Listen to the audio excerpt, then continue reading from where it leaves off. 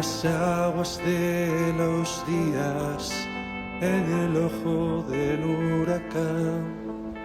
Si la tormenta silbaba, huíamos del salón, encendíamos la radio o bailábamos al son de los Mamas and the Papas, o escuchábamos a Sheryl Crow.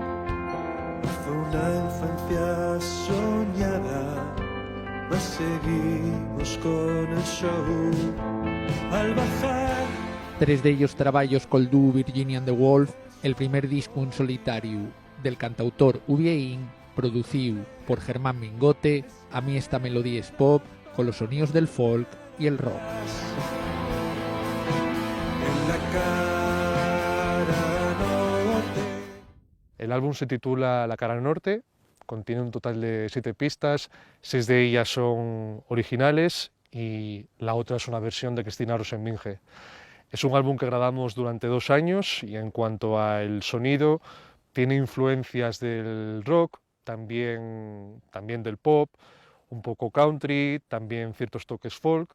Lo grabamos en el estudio House of Light y la producción, grabación, mezcla y masterización corrieron a cargo de Germán Mingote y yo me encargué de escribir las letras y componer la música.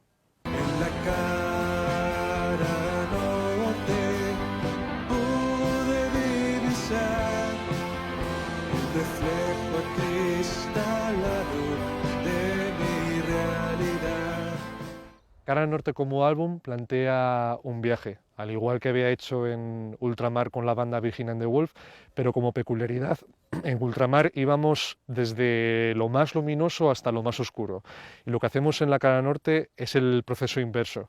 Partimos desde un punto mucho más incluso metafísico, experimental, oscuro, y nos vamos acercando hacia esa luz. Entonces, en cuanto a las letras y el contenido temático, empezamos en un lugar mucho más negro, mucho más oscuro, con mucha menos esperanza, y poco a poco, según va pasando la secuencia de canciones, nos vamos acercando hacia tonos más felices, canciones escritas en acordes mayores. Es ahí donde resuena un poco la parte más country, más folk, más ligera del disco en cuanto a los temas que hablamos y abordamos, y cerramos con esa versión de Cristina Rosenvinge para acabar con un buen sabor de boca. Y líricamente es muy claro cómo se va explorando ese compendio de emociones, desde la desesperación hasta la esperanza. La cara norte pude reposar y permanecer sentado en la vida pasar. En el álbum, en la parte lírica, juega un papel muy importante el componente visual. Asturias, al ser mi tierra, es algo que me inspira muchísimo en la composición de mis letras.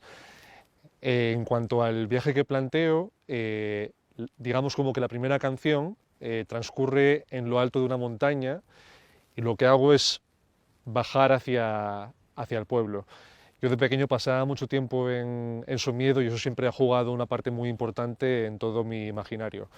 Entonces, si hablamos de canciones como por ejemplo Los Ángeles, en colaboración con Rita Juanguren, en cuanto a la letra, pues hago referencia a mi familia, pero también estoy pensando mucho en el espacio en el que estábamos, que en este caso es en Pola de Somiedo, ¿no? Como hace también con Radio Cassette.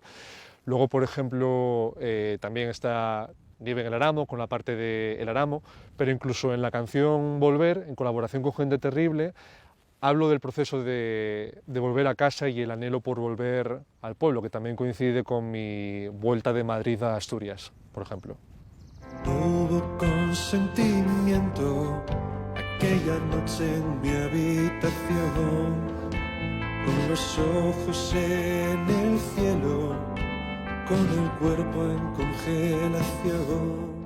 En el álbum yo distingo 2 sonoridades presentes. Hay canciones más luminosas para las cuales necesitaba que el sonido fuese más acogedor, más cercano, más familiar, porque también de ello hablan las canciones, hablan de las relaciones familiares. Entonces Para mí era muy importante que sonasen más folk, o que girasen más hacia el country y representasen también los sonidos que yo escuchaba en casa cuando era pequeño. La música de Fleetwood Mac, por ejemplo, la canción de autor de Johnny Mitchell o Luis Eduardo Aute.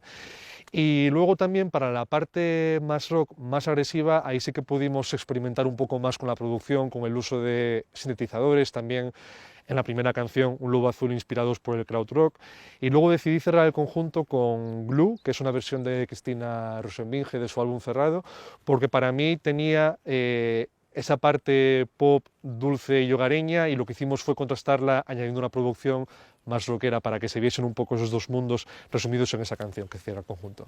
Una sombra en el suelo que se hizo mayor, dejando mi alma en duelo, sin un ángel en dominación. Para mí fue muy fácil trabajar con Germán Mingote en la producción de las canciones porque en cuanto a mi proceso yo lo que hacía era llegar al estudio con la canción ya compuesta, la letra preparada, y mientras le tocaba la canción a Germán, Germán iba imaginando la producción que las canciones podían tener. Creo que en cuanto a todas ellas teníamos más o menos la misma idea de lo que la canción podía transmitir a nivel de producción. Por ejemplo, en Un lobo azul, que abre el disco, ahí sí que Germán pudo meter más mano, porque yo quería que fuese una producción más oscura, y ahí es donde yo veo que Germán pudo darle mucho cuerpo con el sonido de samples, con una batería más agresiva, e incluso él a veces me dirigía para a lo mejor incorporar algún fragmento hablado en la canción que le diese más carácter y más presencia, y creo que siempre fuimos en la misma dirección, y donde yo a lo mejor quería que la canción sonase más hogareña, pues Germán ya sabía cómo llevarla a ese terreno, gracias a sus influencias que por suerte pues compartimos varias de ellas. A lo largo de estos años tracé una diagonal, conté los mediodías y mentiras que contar. Creo que la parte vocal del disco va muy ligada a las letras del conjunto. En este caso, al ser solo yo, en contraste con Virginia and the Wolf, donde somos Paula y yo, todo dependía de mí. Entonces, por ejemplo, hay canciones como Nieve en el Aramo, en la cual al final, digamos como que me abro, ¿no? Y vocalmente, pues sí que llego a unos lugares que nunca había explorado, por ejemplo, en Virginia and the Wolf. Luego sí que hay canciones pues como Volver o Please You, que a lo mejor son más terrenales, son un poco más contenidas, y ahí a lo mejor sí que se parece más mi estilo vocal al que predominaba antes. Pero lo interesante de este disco fue, sobre todo al querer contar una historia en la cual hay momentos más duros y momentos más livianos, vocalmente tenía que reflejar eso, y fue muy interesante poder hacerlo porque también descubrí partes de mi voz que nunca había explorado, por ejemplo. Pues así sobrevivía y lograba deambular solo en compañía hasta que cerrase el bar.